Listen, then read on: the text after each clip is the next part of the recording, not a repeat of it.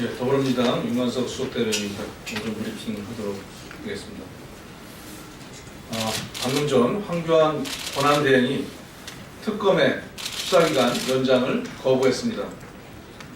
국민의 절대적 열망과 기대에 찬문을 끼얹은 역사적 227 만행으로 천리공로한 결정이고 절대 수용할 수 없습니다. 황교안 권한대행은 국정농단 헌정 파괴 수사에 절정을 향해 달려갈 결정적인 순간에 특검의 발목 잡기를 한 것도 부족해 특검의 생명을 억지로 끊는 결정을 했습니다.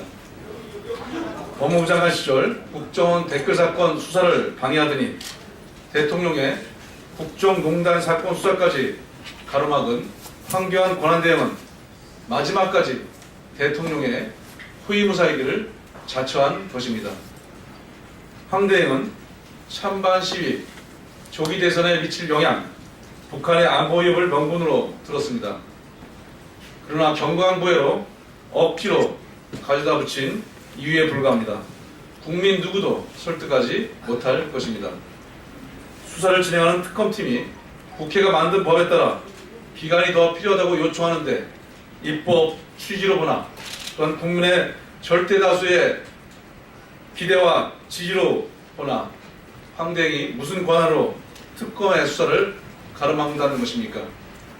또한 황 대행은 총리실 공보실장을 내세워 발표를 했습니다. 국민 앞에 나서지도 못하는 부끄러운 결정임을 스스로 보여주었습니다.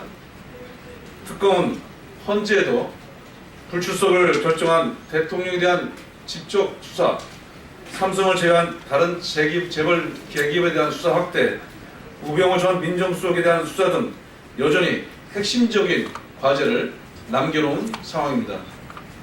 황교안 권한대행은 이에 대해서 모두 면죄부를 발부했습니다.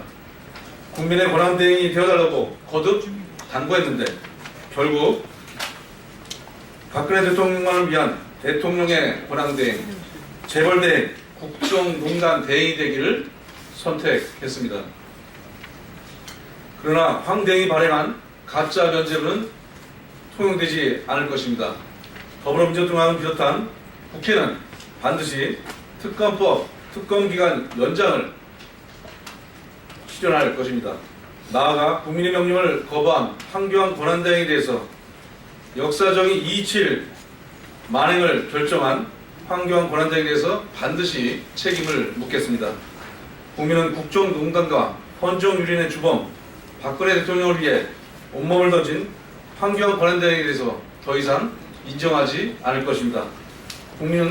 민심은 다시 한번 촛불을 통해 황교안 대행을 심판할 것을 엄중하게 경고합니다. 이상입니다.